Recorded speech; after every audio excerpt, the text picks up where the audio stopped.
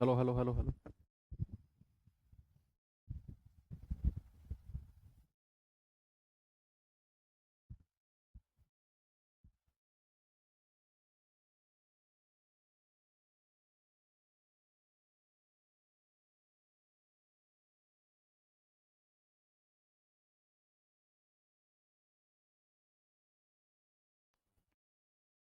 Hello बच्चों, नमस्कार, good evening. क्या हाल चाल हैं सभी के? उम्मीद करता हूँ बहुत अच्छे होंगे।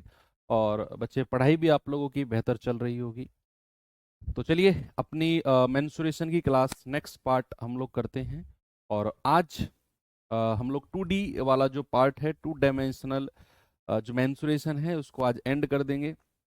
और कल से हम लोग अपना 3 डायमेंशनल यानी कि 3D मेंस्ट्रुएशन, जिसमें आपके जो घन घनाभ, स्फेयर, सिलेंडर, कोन, ये सब आते हैं। और इनके सवाल भी अक्सर हो सकता है कि बन जाए। तो कल से 2 दिन का टारगेट बनाएंगे कि उनको भी हम एंड कर दें। और फिर उसके बाद अपना एक ऐसा ही टॉपिक उठा लेंगे, लाइक ज्योमेट्री, ट्रिग्नोमेट्री और मेंसुरे आपका अलजेब्रा बचेगा।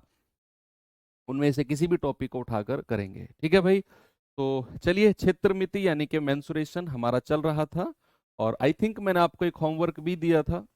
एक बार देखेंगे इस सवाल को, क्या है इसमें और कैसे ये हो सकता है। देखिए भाई, सवाल को, सवाल क्या है कि समलंब चतुर्भुज की आकृति वाले एक खेत का क्षेत्रफल 1440 वर्ग मीटर है। समांतर भुजाओं के बीच की लंबवत दूरी 24 मीटर है। दूरी जो है, समांतर भुजाओं का अनुपात 5:3 है। तो लंबी समांतर भुजा की लंबाई आपसे उसने पूछा है, वो क्या होगी? बड़ा सिंपल सा क्वेश्चन है, बेशक ये 3-4 लाइन का हो। सवाल कर रहा है कि कोई आपका ट्रेपीजियम है, कोई आपका समलंब चतुर्भुज है, जिसकी जिसका एरिया जो दे रखा है आपको, क्षेत्रफल दे रखा है 1440 मीटर स्क्वायर। आपको ये एच का मान भी दे दिया। एच की वैल्यू कितनी दे दी है? 24 मीटर। और ये मान लो ए है, ये बी है। आपको बच्चे ए और बी का अनुपात दिया है, ओरिजिनल वैल्यूज नहीं दी। आपको ए और बी का रेशियो दिया है 5:3। और आपसे पूछा है कि बड़ी वाली जो लंबाई है उसकी वैल्यू बताओ क्या होगा। चलिए, क्या मैं इसको 5R और 3R मान सकता हूं? आप कहेंगे सर बिल्कुल मान सकते हो, क्योंकि ये हमारी रेशियो वाली वैल्यूज है ना। तो यहां से अब हमारा किसी भी समलंब चतुर्भुज ट्रपीजियम के क्षेत्रफल का फॉर्मूला होता है 1/2 A+B × H। और ये किसके बराबर है? 1440 के। तो यहां से 1/2 और A+B कितना होगा बच्चे? आप इसको जोड़ेंगे, 5 और 3 8R। और H कितना है हमारा? 24। बराबर कितना दे रखा है? 1440। यहां से आपका फोकस है आर निकालने का।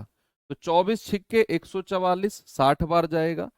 2 चौके 60 और 4 से जाएगा 15 बार। तो क्या मैं कह सकता हूं कि आर बराबर कितना आ गया? आर बराबर 15 आ गया। आपसे उसने पूछा है जो लंबी भुजा है उसकी वैल्यू क्या है। भाई, इन दोनों में लंबी भुजा तो यही होगी 5R। तो 5R का मान कितना होगा? 5 × 15 यानी कि 75। आपका सही जवाब है ऑप्शन नंबर डी। इनकेस आपसे पूछता कि छोटी भुजा की वैल्यू क्या होगी, तो आप कहेंगे आर बराबर 15। तो 3R बराबर कितना? 15×3 = 45। यानी कि उस टाइम पर हमारा आंसर होता 45। अगर छोटी भुजा पूछेगा, बड़ी है तो आर का मान 15, 5R का मान 15 × 5 यानी कि 75। चलिए, अब आगे चलते हैं बच्चे अपने नेक्स्ट चीज पे। और हम अब पढ़ने वाले हैं वृत्त यानी कि सर्किल। ठीक है? वृत्त हालांकि आप लोगों के लिए कोई नई चीज नहीं है। पहले आप लोगों ने नाम तो सुना ही होगा एटलीस्ट, कि सर्किल यानी कि वृत्त होता क्या है। मैं आपको बना के दिखा देता हूं। ये आपका सर्कल है, ठीक है? इसका एक केंद्र यानी कि सेंटर होता है। और इस केंद्र से, देखो सर्कल में ना पेरीमीटर नहीं होता बच्चे। पेरीमीटर परिमाप किस में होता है? परिमाप होता है ऐसी आकृति जिसकी भुजा हो। अब सर्कल की तो कोई भुजा ही नहीं है। है ना भाई, सर्कल की तो कोई भुजा ही नहीं है। तो फिर जो इसकी बाहर की बाउंड्री है ना, जो इसकी बाहर की बाउंड्री है, इसको बोलते हैं परिमाप, सॉरी परिधि। क्या बोलते हैं बच्चे इसको? परिधि। यानी कि इंग्लिश में इसको बोलेंगे सरकमफ्रेंस। दूसरी बात, मैंने कहा कि इसका एक केंद्र होता है, और केंद्र से इसकी परिधि की किसी भी पॉइंट की दूरी आप लोगे, किसी भी पॉइंट की, केंद्र से परिधि की किसी भी पॉइंट की आप दूरी लोगे, उसको बोला जाता है त्रिज्या। इक्वल होती है, जरूर ऐसा नहीं है कि सर यहां आर है तो यहां कुछ और होगा। केंद्र से इसकी परिधि पर आप कहीं भी लाइन खींचोगे, दैट इज कॉल्ड आर। और आर का मतलब होता है बच्चे रेडियस। क्या होता है? रेडियस। रेडियस, या फिर इसको बोलते हैं हिंदी में त्रिज्या। क्या बोलते हैं? त्रिज्या। ओके। अगर मैं कहूं व्यास क्या होता है? व्यास, या इंग्लिश में जिसको बोलते हैं डायामीटर। क्या बोलते हैं? डायामीटर। और डी से इसको हम डिनोट करते हैं। अगर व्यास पूछने लगे ना, तो व्यास को मैं आपको अलग से बना के दिखा रहा हूं। ये केंद्र है, मैंने कहा केंद्र से किसी भी आपने एक परिधि पर लाइन खींची, उसको कहते हैं त्रिज्या।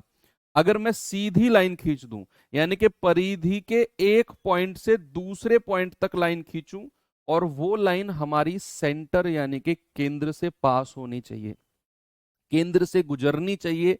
आप परिधि के एक पॉइंट से दूसरे पॉइंट पे लाइन खींचो, वो लाइन हमारी केंद्र से गुजरनी चाहिए, तो उस लाइन की जो लंबाई होगी उसी को कहते हैं व्यास। और व्यास होता है त्रिज्या का दोगुना। क्या होता है बच्चे? व्यास जो होता है वो त्रिज्या का डबल होता है, इस बात को याद रखना। दूसरी बात, अगर मैं इसकी परिधि यानी कि पेरीमीटर की बात करता हूं, परिधि यानी कि इसके पेरीमीटर नहीं, सॉरी, सरकमफ्रेंस, सरकमफ्रेंस की बात करता हूं। सरकमफ्रेंस होता है, उसका फॉर्मूला होता है 2 पाई आर। क्या होता है बच्चे? 2 पाई आर। अब सर ये पाई क्या मिल गया? देखो ये जो सिंबल है ना, इसको कहते हैं बच्चे पाई। इसको क्या कहते हैं? पाई। और पाई का एक कांस्टेंट मान होता है, कांस्टेंट वैल्यू होती है, जो कि आपकी 22/7 होती है। पाई की एक कांस्टेंट वैल्यू होती है कितना? 22/7। जहां भी आपको पाई दिखे, आपको 22/7 लेना है। कहीं कहीं डेसिमल में पाई का मान 3.14 भी होता है। आप 22 को 7 से डिवाइड करोगे, 3.14 ही मिलेगा। किसी सवाल में अगर उसको 3.14 लेना होगा, वो लिखेगा नीचे कि पाई बराबर 3.14 लो। लेकिन अगर कहीं कुछ भी नहीं लिखेगा, तो आपने फिर पाई की वैल्यू 22/7 ही लेनी है। याद रखेंगे, है ना। तो सरकमफ्रेंस यानी कि परिधि का फॉर्मूला कितना हो गया? 2 पाई आर। आगे चलते हैं। अगर मैं इसका क्षेत्रफल यानी कि एरिया की बात करता हूं, अगर मैं इसका क्षेत्रफल यानी कि एरिया की बात करता हूं, बच्चे एरिया का फॉर्मूला क्या होगा? एरिया का फॉर्मूला होगा pi are square, pi into त्रिज्या का स्क्वायर। ये क्या होगा? इसके एरिया का क्षेत्रफल। अगर रेडियस है, मान लो किसी सवाल में डायामीटर दिया हो, भाई किसी सवाल में डायामीटर दिया हो, आपको व्यास दिया हो, और आपको व्यास के टर्म्स में ही एरिया निकालना है। हालांकि मैं उस व्यास का आधा करके रेडियस निकाल दूंगा, और फिर मैं पाई आर स्क्वायर लगा दूंगा, ऐसा कर सकता हूं। लेकिन रेडियस अगर आपको डायामीटर ही दिया हो, उसका एरिया होता है सर्कल का πd²/4। क्या होता है बच्चे? πd²/4। भाई यहीं से ही बना है। देखो पाई, और आर की जगह मैं क्या लिख सकता हूं? d/2, है ना। आर की जगह मैं d/2 लिखूंगा, 2 इसके नीचे आ जाएगा, और उसका स्क्वायर। तो क्या ये πd²/2×2 = 4 नहीं हो जाएगा? वही तो लिखा मैंने, है ना। तो एरिया का फॉर्मूला πr² होता है। और अगर आपको डायमीटर ही दिया हुआ है, सीधा सीधा व्यास दिया हुआ है, और क्षेत्रफल पूछ ले, तो आप डायरेक्ट लगा दोगे और कह दोगे πd²/4 होता है सर। ओके भाई, कोई दिक्कत नहीं है आपको? आराम से आपने कर लिया सवाल को। मैंने आपको क्या जब मैंने आपको वो पढ़ाया था, वर्ग, सॉरी स्क्वायर, उस टाइम मैंने आपको एक चीज बताई थी ना, कि वर्ग के अंदर अगर कोई सर्कल है, उसका रेडियस आधी भुजा हो जाएगी। बाहर सर्कल है, तो उसके विकर्ण का आधा उसका रेडियस त्रिज्या हो जाएगी। आई थिंक मैंने आपको ये चीज बताई होगी जरूर। तो वो चीज यहाँ भी आपकी वैलिड हो जाएगी, क्योंकि सर्कल है तो सर्कल में वो वाला कॉन्सेप्ट भी लगेगा। अगर कोई कोई वर्ग है, कोई स्क्वायर के अंदर मैं कोई सर्कल बनाता हूँ, उसका त्रिज्या सर्किल की उस भुजा का आधा होगी वर्ग के, और वर्ग के बाहर अगर मैं कोई सर्कल बनाता हूं तो उस सर्किल का रेडियस जो होता है वर्ग के विकर्ण यानी कि डायगोनल का आधा होता है। ये मैंने आपको 101% मुझे याद है, आपको मैंने बताई थी। चलिए, इतने से ही फॉर्मूले हैं, अब मैं आपको सवाल की तरफ लेकर चलता हूं। देखेंगे बच्चे सवाल को क्या है इसमें।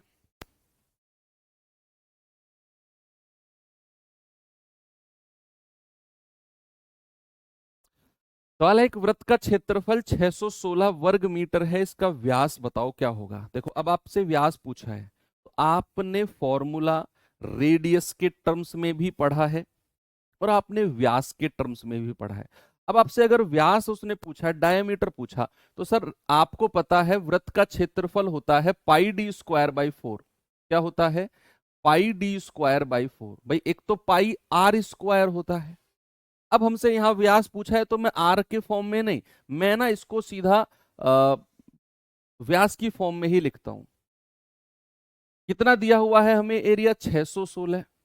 पाई की वैल्यू क्या लेनी है? 22/7। 22/7 गुणा डी स्क्वायर बाई 4 बराबर कितना है? 616। यहां से डी का मान निकालना है आपने, तो करेंगे 22 से जाएगा 22 दूनी 44, 22 दूनी 44, 22 अट्ठे 176। डी स्क्वायर कितना हो जाएगा भाई? ये तो 28 है, और गुणा 7 गुणा 4 28, 7 चौके 28, उधर जाकर गुणा हो जाएगा। तो यहां से डी कितना मिलेगा? √28 गुणा 28। आप जानते हैं, ये मैंने आपको सिखाया भी है कि रूट के अंदर अगर एक जैसी दो संख्या मल्टीप्लाई में हो, भाई एक 28 तो ये है, और 7 चौके 28, उधर जाकर एक और 28 बनेगा, और अगर रूट के अंदर 28 होगा तो भैया एक 28 बाहर आ जाएगा, है ना। तो हमारा डायामीटर यानी कि व्यास कितना है? हमारा व्यास ही पूछा है, तो व्यास कितना आ गया? 28। ये नहीं होगा, 14 क्या है? वो रेडियस है, वो त्रिज्या है। आपसे त्रिज्या नहीं पूछा उसने, व्यास पूछा। तो आपको 14, अगर आप पाई आर स्क्वायर से निकाल रहे हो तो आपको फिर 14 का डबल करना होगा, क्योंकि मैंने आपको ये फॉर्मूला बताया ना, मैंने फॉर्मूला बताया कि व्यास होता है त्रिज्या का डबल। अगर आप ये वाला फॉर्मूला लगाकर वहां से रेडियस निकाल रहे हो इस सवाल में पाई आर स्क्वायर लगा के, तो फिर आपको आर का डबल करके 14 दूनी 28, तब आपको आंसर बताना होगा।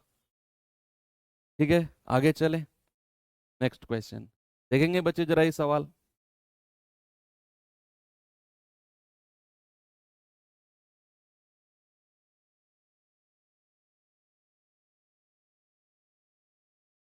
कह रहा दो वृत्त की परिधि, परिधि यानी कि सरकमफ्रेंस, क्रम से है 264 और 308 है। दो अलग अलग सर्किल हैं, उनकी परिधि यानी कि सरकमफ्रेंस अलग अलग दिया हुआ है।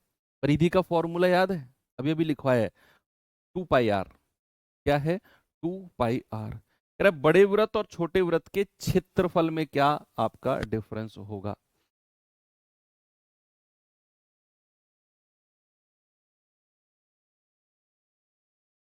ठीक है, तो भाई परिधि यानी कि पहला वृत्त की परिधि होगी 2π, और R1 ले लेता हूं इसकी त्रिज्या में, है ना, बराबर कितना है? 264। तो 2 गुणा 22/7, 22/7 R1 बराबर 264। 22 से कितनी बार जाएगा? 22 एकम 22, 22 दूनी 44, 2 से जाएगा 2 छिक्के 12, और 7 छिंग 42। R1 कितना है? 42। ऐसे रहने दो इसको, इसको ऐसे रहने दो, त्रिज्या ही रहने दो। दूसरा वृत्त है, दूसरे वृत्त की परिधि 308 दे रखी है, तो दूसरे वृत्त की परिधि क्या हो जाएगी? 2πr2 बराबर कितना है? 308। तो 2 गुणा पाई का मान है 22/7 गुणा R2 बराबर 308। तो 22 एकम 22, 22 चौके 88, 2 से जाएगा 2 सत्ते 14 और 7 की 7 में गुणा होगी, तो दूसरा रेडियस कितना आ जाएगा 49। ऐसे रहने दो। आपने क्या किया, आपने दोनों सर्किल के ना आपने रेडियस निकाल दिए, आपने इनके त्रिज्या निकाल दी।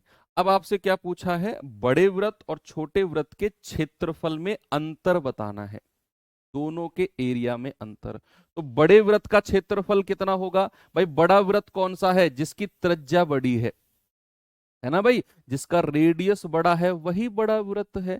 तो बड़ा वृत्त कौन सा हो जाएगा, पाई R2 वाला। तो क्षेत्रफल कितना हो जाएगा, पाई R2 का स्क्वायर माइनस पाई R1 का स्क्वायर। ये हमसे पूछा है कि बड़े वृत्त का क्षेत्रफल माइनस छोटे वृत्त का क्षेत्रफल, अंतर पूछा है ना। अब यहां से क्या मैं पाई को बाहर ले सकता हूं कॉमन, अंदर क्या बचेगा, R2 का स्क्वायर माइनस R1 का स्क्वायर। यस, तो यहां से आप जानते हैं कि भैया ए स्क्वायर माइनस बी स्क्वायर क्या होता है, ए प्लस बी और ए माइनस बी।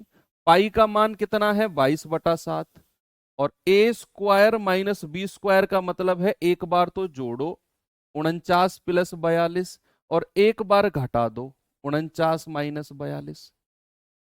बस भाई, पाई का मान मैंने रखा 22/7 और ए स्क्वायर माइनस बी स्क्वायर, या तो मैं ऐसा करूं 49 का वर्ग माइनस 42 का वर्ग और फिर मैं माइनस करूं, या फिर मैं एक सीधा सा सिंपल सा लॉजिक लगाऊंगा कि R2 का स्क्वायर माइनस R1 का स्क्वायर यानी कि ए स्क्वायर माइनस बी स्क्वायर, तो ए प्लस बी और ए माइनस बी हो जाएगा सवाल।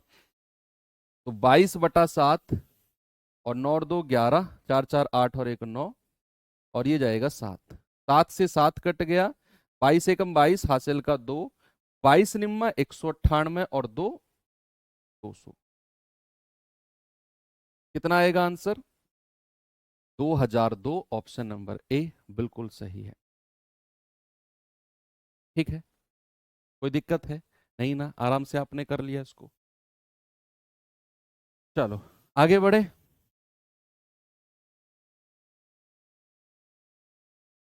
ये सवाल करेंगे।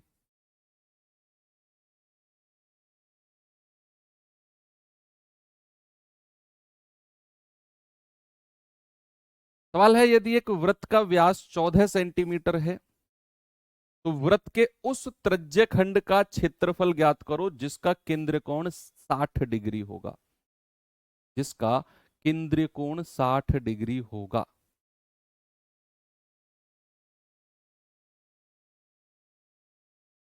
बताइए।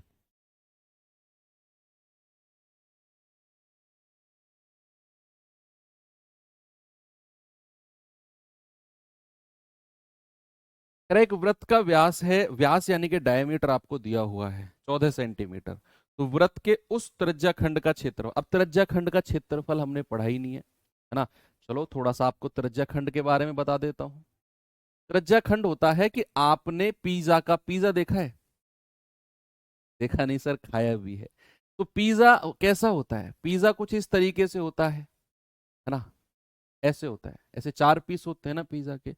तो क्या होगा कि आपने एक पीस अलग से निकाल दिया, ये एक पीस पिज्जा का क्या किया, आपने अलग से निकाल दिया, कुछ इस तरीके का दिखता है, और यही होता है त्रिज्या खंड। This is called sector. क्या बोलते हैं बच्चे, इसी को त्रिज्या खंड, इसी को बोलते हैं सेक्टर, इसी को बोलते हैं सेक्टर।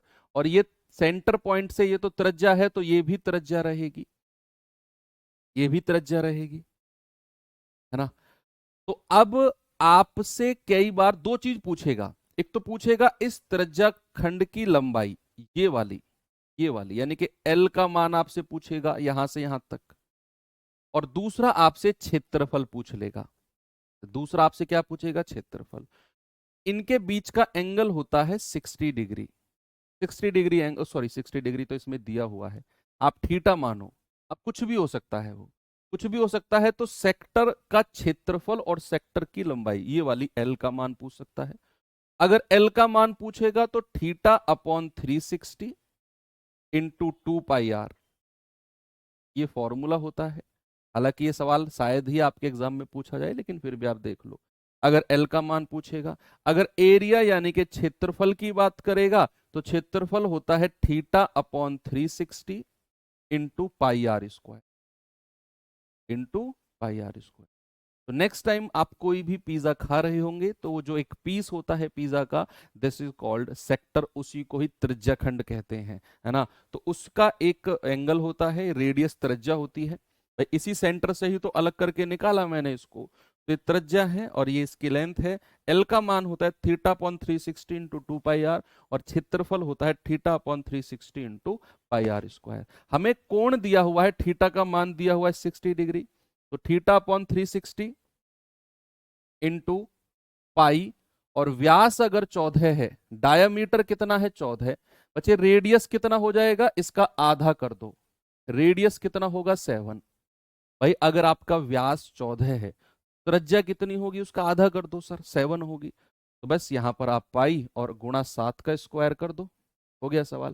भाई 6 से जाएगा 6 बार, तो 1/6 इंटू पाई का मान होता है 22/7 इंटू 7 सत्तू 49, तो 7 से कटेगा 7 सत्तू 49, 22 सत्ते 154, या फिर आप 2 से काट लो, 2 तिया 6, 2 11 22, और 11 सत्ते 77/3, 3 दूनी 6, 1 3 पंजे 15, 2 3 छिंग 18, लगभग 25.6, और एक ही ऑप्शन है, ऑप्शन नंबर बी बिल्कुल सही है। ठीक है, तो कभी भी आपसे त्रिज्या खंड का क्षेत्रफल पूछेगा तो theta upon 360 into pi are square, वो थीटा का मान देगा, वो एंगल का मान देगा, कितना एंगल है इतना कोण है, सीधा सीधा आपने फॉर्मूला लगाना है। लेंथ ऑफ सेक्टर पूछेगा तो theta upon 360 into 2 pi r, इतना आपने करना है अगर आपके सेक्टर का क्वेश्चन आया तो। ये सवाल देखिए,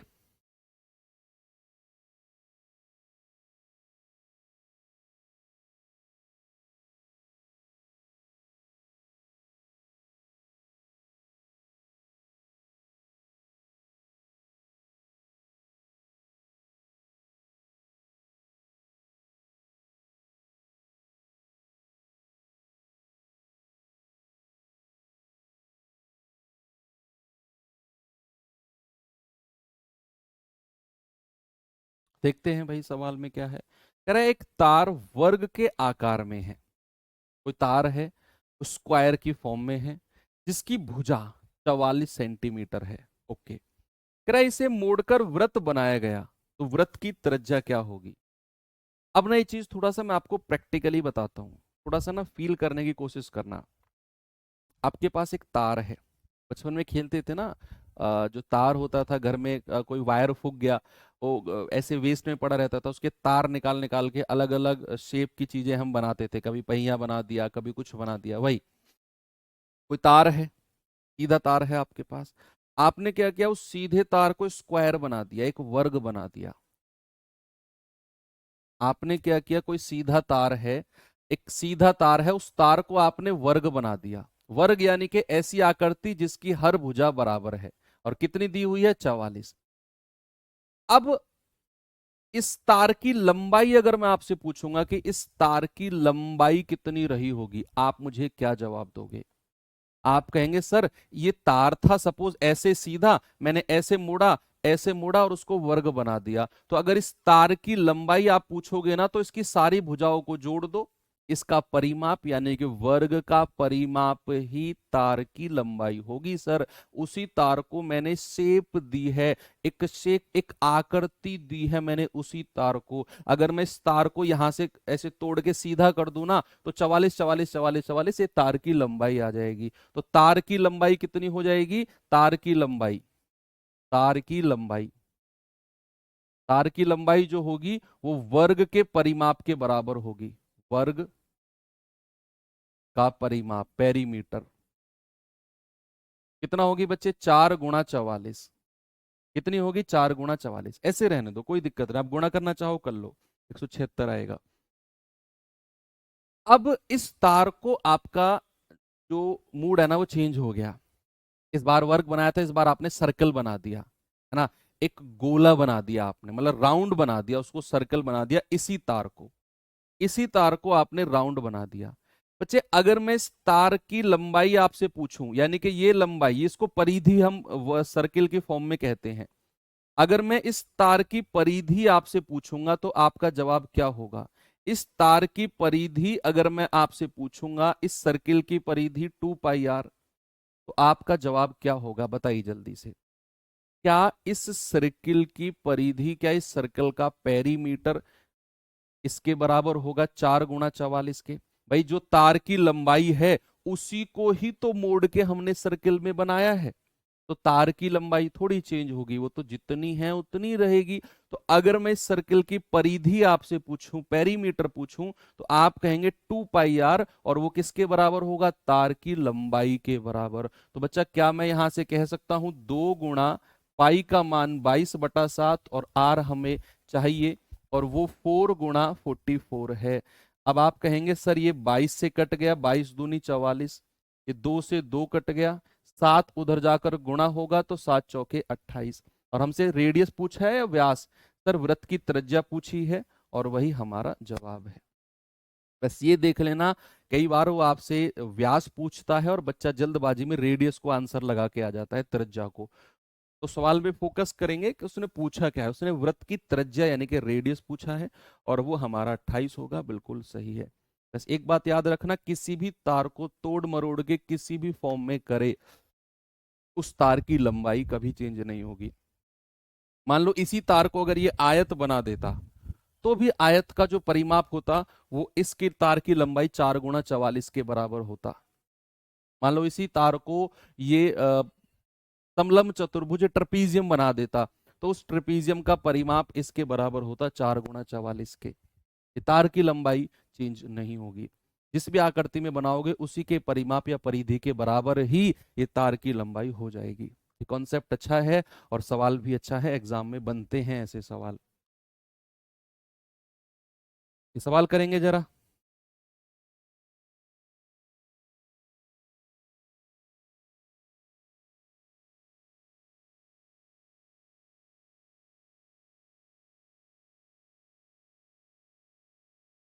सवाल है, एक वृत्ताकार पथ की बाहरी और आंतरिक परिधि का अनुपात, परिधि का अनुपात दिया हुआ है।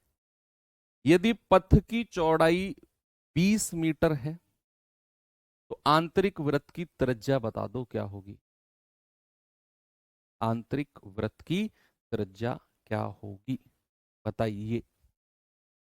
बड़ा सिंपल सा सवाल है। कोई सर्कल है, एक दूसरे के अंदर है, ऐसे हैं, कोई सर्कल है बाहर और इसके अंदर एक और सर्कल है, और जो ये वाला रास्ता है ना, इसको उसने पथ बोल दिया है ना। भाई सर्कुलर ट्रैक आपने देखे होंगे, आपने रनिंग वगैरह की होगी, तो जो गोलाकार ट्रैक होते हैं, सर्कुलर ट्रैक होते हैं, वो इसी तरीके से तो होते हैं। एक बाउंड्री बाहर की होती है और एक बाउंड्री अंदर की, और ये बीच वाले पार्ट पे आप लोग दौड़ते हो, बीच वाले पार्ट पे तो दौड़ते हो, इसको बोलते हैं पट्टी। और ये वही कह रहा है कि चौड़ाई जो है पथ की वो 20 मीटर है।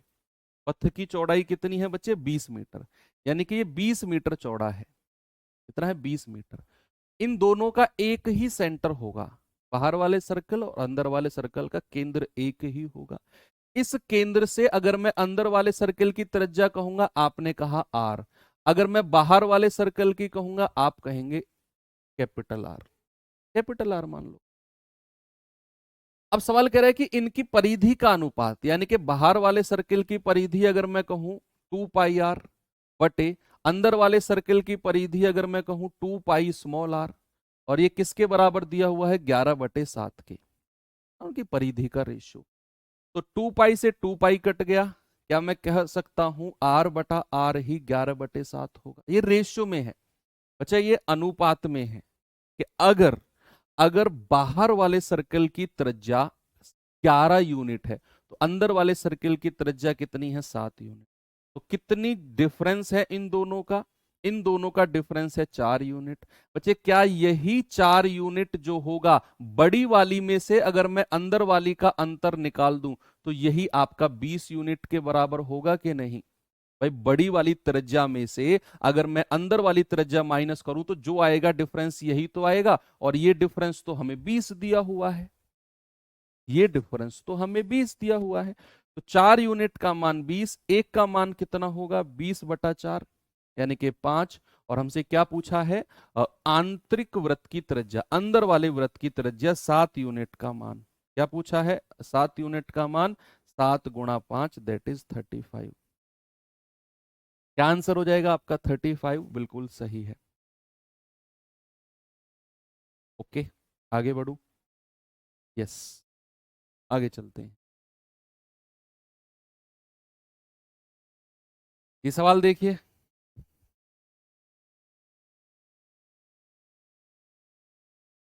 बताएंगे बच्चे इसका जवाब जल्दी से मुझे क्या होगा?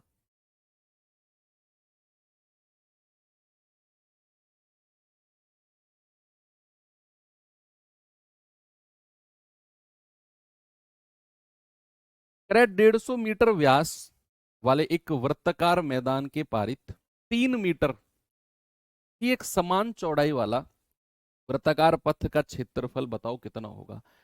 Passage of a circular field of diameter 150 metre, find the area of the circular path of uniform width 3 metre. कैसे करेंगे इसको बताओ?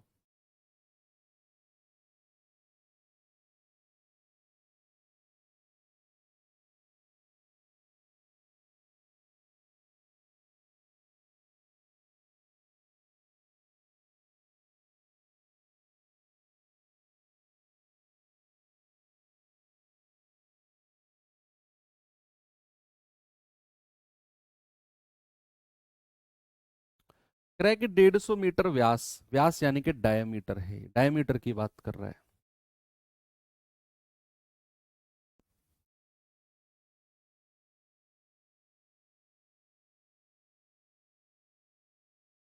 करें। सवाल क्या कह रहा है कि कोई सर्कल है के अंदर मैंने कोई एक रास्ता बनाया है जिसकी चौड़ाई कितनी है? 3 मीटर की है। दोनों का एक सेंटर, एक केंद्र होगा। यस। छोटे वाले की त्रिज्या आर और बड़े वाले की त्रिज्या कैपिटल आर, यानी कि कैपिटल आर को कैपिटल आर ही कहेंगे, आर हमने मान ली। अब कह रहे हैं कि जो आपका बाहर वाला है ना वो 150 मीटर व्यास है, यानी कि आर का मान अगर मुझे निकालना है तो 150 का आधा मुझे करना होगा। कितना? 75। तो आर कितना मिलेगा हमें? ये मिलेगा हमें यहां से यहां तक 150 का आधा यानी कि 75। बच्चा एक बात बताओ मुझे, सुनो। अगर मुझे ये पता है कि यहां से यहां तक की जो चौड़ाई है ये 3 मीटर है, अगर मुझे स्मॉल आर पता करना है तो क्या मैं 75 में से ये 3 माइनस कर दूं तो मुझे ये पता चल जाएगा स्मॉल आर कितना होगा? 75 - 3 यानी कि ये पता चलेगा 72। कितना पता चलेगा? 72। ओके। तो आपको बाहर वाले वृत्त की त्रिज्या मिल गई 75, अंदर वाले की मिल गई 72, क्योंकि आपने बाहर वाले में से ये 3 माइनस कर दिया, अंदर वाले की त्रिज्या आ गई। आपसे पूछा है पथ का क्षेत्रफल। इस पथ का एरिया, अगर मैं बाहर वाले एरिया में से अंदर वाला एरिया माइनस कर दूं तो जो बचेगा इस पट्टी का ही एरिया बचेगा। भाई अगर मैं बाहर वाले सर्कल के क्षेत्रफल में से अंदर वाले सर्कल का क्षेत्रफल हटा दूं तो जो बचेगा इस पट्टी यानी कि पथ का एरिया ही बचेगा। तो क्या आप कह सकते हैं कि पथ का क्षेत्रफल जो होगा, पथ का क्षेत्रफल जो होगा वो होगा pi are square minus pi small R square. Pi बाहर ले लेंगे, ये आएगा R square minus R square. और थोड़ी देर पहले तो सवाल किया ही है ऐसा कि पाई का मान अगर मैंने 22/7 लिया, या पाई को पाई रहने दो, ऑप्शन में पाई को पाई ही रखा है उसने, तो ये हो जाएगा r plus r, a plus b और ए माइनस बी, है ना? तो पाई आर प्लस आर कितना होगा? 75 + 72, और 75 - 72 यानी कि 3। तो पाई गुणा 152, नहीं, 147 गुणा 3। तो ये कितना आ गया जरा बताना? 75 और 72, 5 × 2 = 7, 7 × 7 = 14, 147 गुणा 75 - 72 यानी कि 3। बताना भाई जरा कितना आएगा? 3 × 7 = 21, 2 3 × 4 = 12, 2 14, 1 3 एकम 3 और 1 4, 441 पाई बन रहा है। क्या गड़बड़ है? फिर रास्ता बाहर की तरफ है क्या इसके? रास्ता बाहर की तरफ बन रहा है क्या?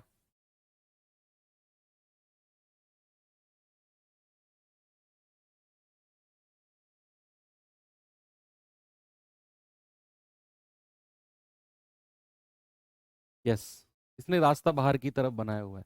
चलो ठीक है, हालांकि इसको कहना चाहिए था आउटसाइड द सर्कल। आप ये सवाल थोड़ा मान के चलो कि रास्ता अंदर की तरफ है। मान के चलो कि हमने रास्ता अंदर की तरफ बनाया है। इसी सवाल को आप लिख लो वैसे, रास्ता अंदर की तरफ, अंदर की तरफ अगर है तो आपका आंसर 441 पाई सही है। अगर रास्ता बाहर की तरफ होगा, सपोज इसी सवाल को अगर मैं चेंज कर दूं थोड़ा सा, सपोज रास्ता बाहर की तरफ है, फिगर हम दोबारा बना देते हैं। ये कोई सर्कुलर है, इसके बाहर की तरफ रास्ता है ना, बाहर की तरफ, बाहर की तरफ रास्ता है। तो वहां पर आपका जो ये रेडियस, ये अंदर वाले वृत्त का जो रेडियस होगा बच्चे, ये होगा r, cap small r, small r. और उसी की ही वैल्यू आपके पास होगी 150/2, यानी कि ये होगा 75 अगर रास्ता बाहर की तरफ है। तो इस कैपिटल आर कितना हो जाएगा भाई, इसमें 75 में अगर आप ये 3 मीटर भी जोड़ दोगे तो ये हो जाएगा 78। कितना हो जाएगा, ये हो जाएगा आपका 78। ठीक है, 78। तो उस केस में आपका आंसर कितना होगा, यहां तक ओके है बिल्कुल, बस यहां जाके थोड़ा सा चेंज हो जाएगा। कितना होगा, कैपिटल आर प्लस आर यानी कि 75 प्लस 78, और आर माइनस आर यानी कि 78 माइनस 75 3। तो ये जाएगा आपका 8×5 = 13, 13 यानी कि पाई गुणा 153 गुणा 3, क्या आएगा 459 पाई। अगर रास्ता बाहर की तरफ है तो आपका आंसर 459 पाई है। बस आप यहां लिख सकते हो कि रास्ता बाहर, हालांकि वो लिख के देगा एग्जामिनर, रास्ता बाहर की तरफ अगर है। एक सवाल हमने कर लिया कि रास्ता अंदर की तरफ है, तो आपने आंसर निकाल दिया। अगर रास्ता बाहर की तरफ होगा तो फिर आपका आंसर 460 पाई होगा। ठीक है, तो सर्किल के सवाल कैसे भी आए आप कर सकते हो। अब एक चीज और बची हुई है आपकी 2D में, थोड़ा सा उसको भी देख लेते हैं बच्चे। वो है आपका बहुभुज। क्या है, बहुभुज, जिसको बोलते हैं पॉलीगन। क्या बोलते हैं, पॉलीगन। हालांकि पॉलीगन इज नथिंग बट, जो आपने पढ़ा है सब कुछ पॉलीगन ही पढ़ा। एक सर्किल को छोड़कर, एक वृत्त को छोड़कर अभी तक जो आपने पढ़ा सब कुछ पॉलीगन था। चाहे आपने त्रिभुज पढ़ा हो, चाहे आपने चतुर्भुज पढ़ा हो, ऑल आर पॉलीगन्स। पॉलीगन्स यानी कि बहुभुज, यानी कि ऐसी आकृति जिसकी अलग अलग बहुत सारी भुजाएं हों।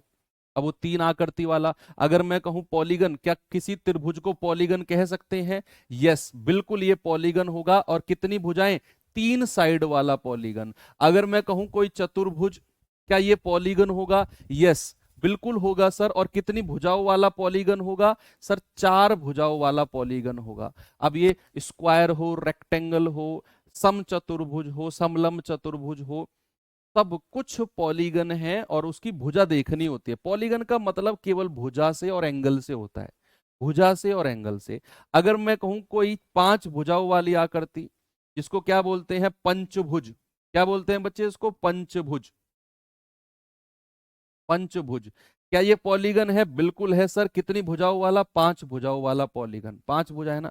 अगर मैं कोई षटभुज ले लूं, षटभुज, हेक्सागन जिसको बोलते हैं, हेक्सागन, षटभुज, हेक्सागन, ये क्या ये पॉलीगन है? बिल्कुल है सर। कितनी भुजाओं वाला सर? 6 भुजाओं वाला। तो इसके बाद सप्तभुज, 7 भुजाओं वाला सेप्टागन। इसके बाद अष्टभुज आता है, ऑक्टागन, 8 भुजाओं वाला। 9 भुज, 9 भुजाओं वाला। 10 भुज, 10 भुजाओं वाला, है ना। तो जितनी भुजाएं होंगी उतने ही आपका भुजा का पॉलीगन होगा। अब जरूरी नहीं है, मैं कह रहा हूं अभी तो देखना 20-20 भुजा भी आएंगी कि 20 भुजा का कोई पॉलीगन है। तो 20 भुजा का पॉलीगन तो भैया यहां बनाएंगे तो बनाते ही रह जाएंगे। बस आप ये समझो कि जितने भी चीज होती हैं अलग अलग भुजाओं वाली, सब कुछ पॉलीगन है, ऑल आर पॉलीगन्स। अब पॉलीगन में कुछ फॉर्मूले हैं जो आपने पढ़ने हैं। इन सब से मतलब नहीं है। पॉलीगन बड़ी सिंपल सी बात कहता है कि भैया मेरे फॉर्मूले लिखो, मेरे सवाल आए सीधे सीधे आएंगे, फॉर्मूले में रखो, आंसर निकालो, बात खत्म। ठीक है। तो पॉलीगन के क्या फॉर्मूले हैं भैया? पॉलीगन में एक तो होता है आंतरिक कोण की बात करेगा, प्रत्येक आंतरिक कोण, प्रत्येक आंतरिक कोण, 3-4 फॉर्मूले हैं बस। प्रत्येक आंतरिक कोण, आंतरिक कोण इंग्लिश में क्या कहते हैं? Each interior angle, interior angle, each interior angle. हालांकि इसे ज्योमेट्री में भी पढ़ सकते थे, पर चलो ठीक है, यहां भी आप कर सकते हो। ईच इंटीरियर एंगल का फॉर्मूला होता है n-2 into 180 degree by n। Each interior angle होगा, जहां पर n क्या है? n है भुजाओं की संख्या। क्या है बच्चे? n का मतलब होता है नंबर ऑफ साइड्स, यानी कि भुजाओं की संख्या। ठीक है, तो अगर सवाल में सीधा सीधा पूछेगा कि बताओ पंचभुज है, कोई पंचभुज है और इसका प्रत्येक आंतरिक कोण क्या होगा, तो पंचभुज में n इक्वल्स टू क्या रखना है? 5 रखना है। रखेंगे, आंसर आ जाएगा। ठीक है, और दूसरा इसमें फॉर्मूला होता है सभी आंतरिक कोणों का योग, सभी आंतरिक कोण का योग, कोण का योग, sum, sum of all interior angles. English वाले बच्चे लिखेंगे sum of all interior angles, वो होता है n-2 इंटू 180। ठीक है, ये n हट जाएगा, n-2 इंटू 180, ये होता है सभी आंतरिक कोण का योग। भैया आगे चलते हैं, फिर आपसे पूछेगा प्रत्येक, प्रत्येक बाह्य कोण, प्रत्येक बाह्य कोण, each, each exterior angle, each exterior angle, ये होता है आपका 360/n, और n अगेन वही भुजाओं की संख्या। आपसे क्या कहेगा? प्रत्येक आंतरिक कोण। सर पॉलीगन को हिंदी में क्या कहते हैं बताया तो बच्चे मैंने आपको? बहुभुज। तो प्रत्येक आंतरिक कोण 360/n की डिग्री में है। अब कहेगा सभी बाह्य कोण का योग, सभी बाह्य कोण का योग, कोण का योग, sum of all exterior angles that is 60 degree. इसमें कोई फॉर्मूला नहीं लगाना, हालांकि सवाल पूछा भी नहीं जाता है, पूछा गया तो वन लाइनर में पूछा जाएगा कि किसी भी बहुभुज के सभी बाह्य कोण का योग क्या होगा। आप कहेंगे सर 360 डिग्री होगा, 360 डिग्री होगा, 360 डिग्री होगा। और एक और फॉर्मूला बनता है आपका विकर्णों की संख्या, विकर्ण की संख्या, नंबर ऑफ डायगनल्स, विकर्ण की संख्या, यानी कि number of diagonals, number of diagonal, ये होता है n इंटू n-3/2। क्या होता है बच्चे? n into n-3/2। आप लिखो इसे, फिर मैं आपको इसके सवाल दिखा देता हूं और करा देता हूं। ठीक है,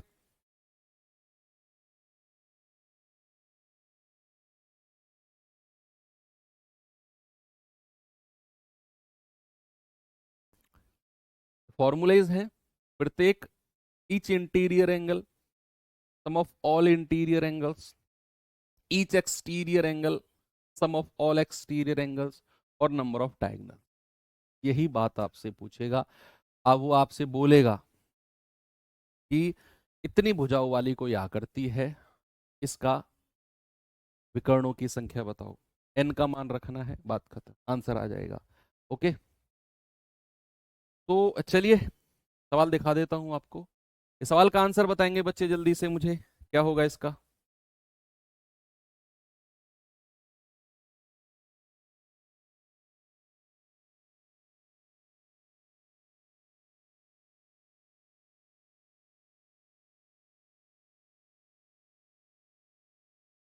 अरे यदि किसी बहुभुज का बाह्य कोण 45 डिग्री है, ये एक्सटीरियर एंगल दे रखा है आपको, कह रहा है तो बहुभुज के विकर्णों की संख्या बताओ क्या होगी।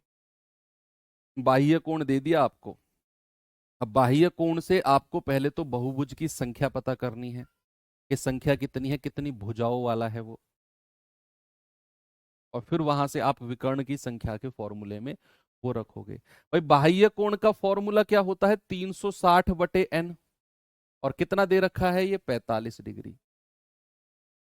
n कितना आ जाएगा, 360/45। भाई कितना आएगा ये, 9×5 = 45, 9×4 = 36, और 5 से जाएगा 8, यानी कि n इक्वल्स टू कितना आ गया, 8 आ गया। अब n इक्वल्स टू 8 है तो विकर्णों की संख्या यानी कि नंबर ऑफ डायगोनल्स का फॉर्मूला क्या होता है, नंबर ऑफ डायगोनल्स का फॉर्मूला होता है सर n इंटू n-3 और बाई 2। n कितना है, 8, 8 में से 3 गया 5 और बटा 2, 2×4 = 8 और 4×5 = 20। आंसर कितना आएगा, यानी कि उसमें 20 डायगोनल होंगे, 20 विकर्ण होंगे उस आकृति में। वो यहाँ बनानी संभव नहीं है। कभी आप सोचो सर बना कर दिखाओ वो 8 भुजाओं वाली आकृति, नहीं है भैया। ये तो 8 भुजा है, 20-20, 30-30 भुजा भी वाली आकृति भी आएगी। ये सवाल करिए।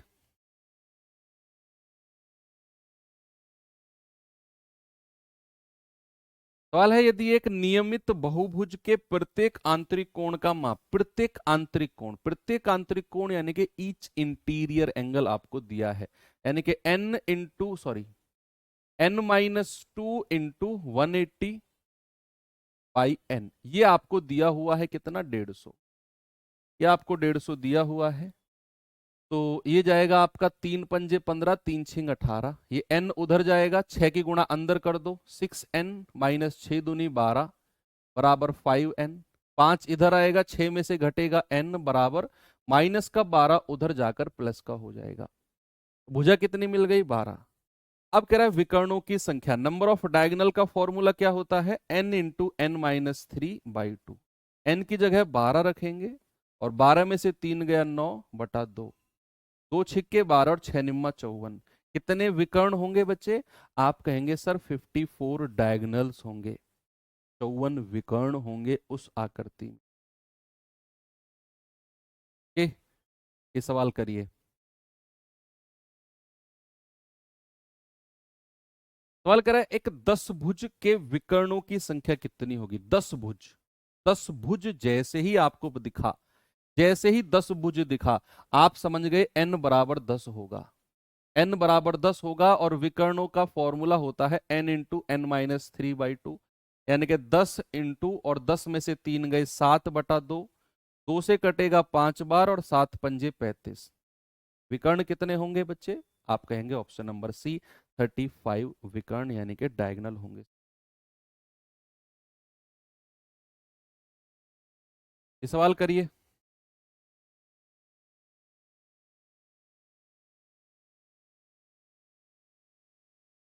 सवाल करे 12 भुजा के नियमित बहुभुज के सभी आंतरिक कोणों का योग, सभी आंतरिक कोणों का योग, 12 भुजा यानी कि n बराबर 12 है, और सभी आंतरिक कोणों का योग होता है n-2 into 180, sum of all interior angles, 12-2 गुणा 180, ये आ जाएगा 10 गुणा 180, आंसर कितना आएगा, 1800।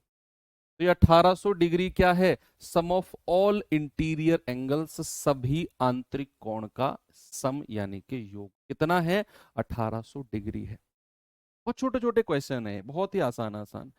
ये सवाल करिए।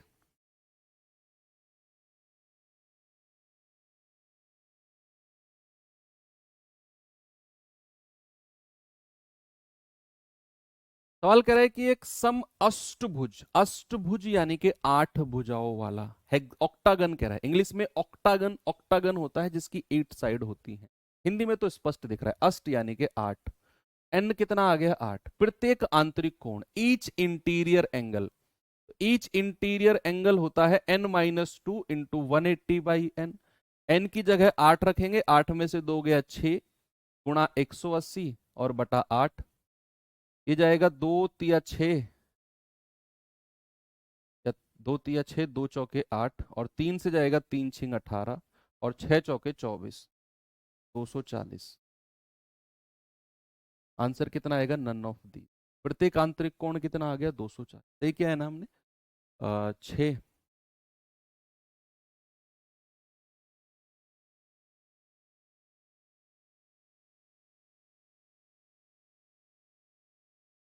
135 आएगा। गलत काट दिया हमने। हाँ हाँ हाँ, उल्टा काट दिया हमने, उल्टा काट दिया इसको। ये 2 चौके 8 और 2 तिया 6, 4 से 45 बार जाएगा और 45 तिया 135, उल्टा काट दिया। ऑप्शन नंबर सी हमारा सही है।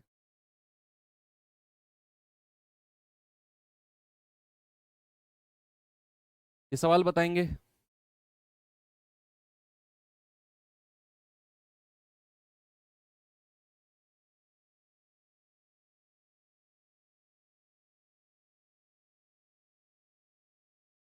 सवाल है, एक समबहुभुज की भुजाओं की संख्या 24 है, एन बराबर कितना है 24। कह रहे आंतरिक कोण कितना है, आंतरिक कोण यानी कि n-2 × 180/n। इंटीरियर एंगल कितना हो जाएगा, ये 24 में से 2 गए 22 गुणा 180 और n कितना है 24। तो 12 दूनी 24, 12 से जाएगा 15 बार और 2 से जाएगा 11 बार, 15 एकम 15, 15 एकम 15 और 1 16। आंसर कितना आएगा 165 डिग्री।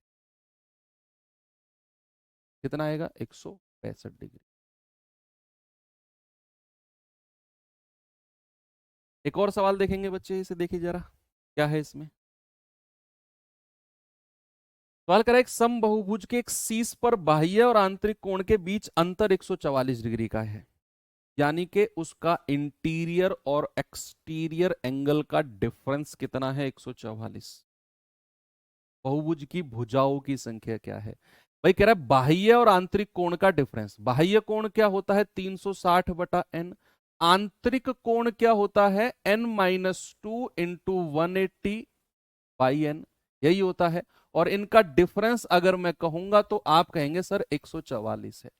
ऐसा उसने बोला कि बाह्य कोण और आंतरिक कोण का डिफरेंस 144 है, तो बाह्य कोण में से आंतरिक कोण हटाया 144 मिला।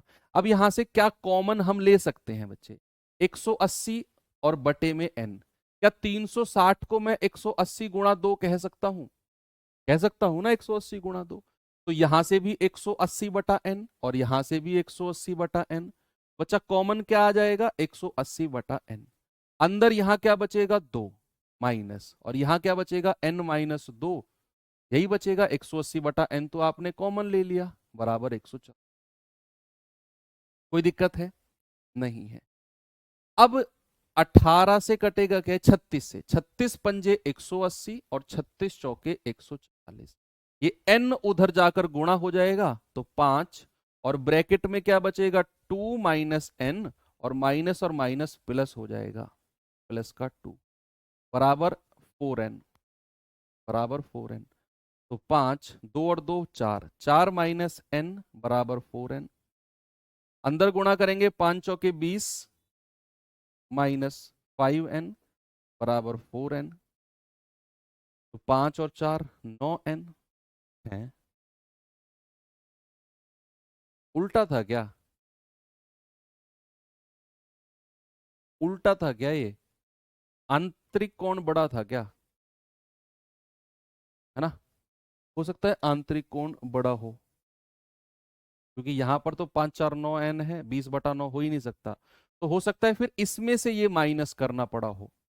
उल्टा माइनस करना बच्चे एक बार, क्योंकि इससे तो बात नहीं बनी भाई, अंत हमसे सीधा सीधा अंतर बोला है। अब हमें नहीं पता कौन सा बड़ा कौन सा छोटा है, लेकिन हमने अगर इसको बड़ा माना इसको छोटा माना तो आंसर ये बना। एक बार उल्टा मानना इसको जरा। उल्टा अगर हम इसको मानते हैं तो हमें इसमें से ये माइनस करना होगा, यानी कि n-2 इंटू 180/n, और उसमें से 360/n माइनस करेंगे। कॉमन अब भी वही आएगा, लेकिन यहां कंडीशन चेंज हो जाएगी। अंदर क्या बचेगा 180/n, 180/n बाहर ले लिया, तो n-2 तो यहां बचा, और माइनस का क्या, माइनस का 2, क्योंकि इसको मैंने क्या लिखा था 180 इंटू 2, 18 दूनी 36, 180/n, 180/n बाहर ले लिया। तो अब क्या मिलेगा हमें, ये 5 और 4 ठीक है, कोई दिक्कत नहीं है। n उधर चला गया तो 5, n-2 और माइनस का 2 बराबर कितना 4n। ओके, तो ये कितना मिलेगा 5, और -2 कितना होता है 4, बराबर 4। 5 के अंदर गुणा करेंगे 5n, -5 चौके 20 बराबर 4n। ये 4n इधर आएगा, 20 उधर जाएगा, 5 में से 4 घटा तो n बराबर 20। भुजाओं की संख्या कितनी आ गई? 20। बिल्कुल सही है ना? तो अब आपको मैं एक सवाल होमवर्क दे देता हूं और चीजें यहां पर एंड करते हैं।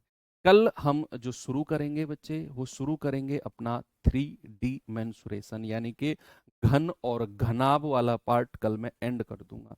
घन और घनाभ, क्यूब और क्यूबॉइड के बारे में कल पढ़ेंगे। 2D था जो आज तक हमने कंप्लीट किया। बाकी मिलते हैं कल के सेशन में। थैंक यू, बाय बाय, जय हिंद।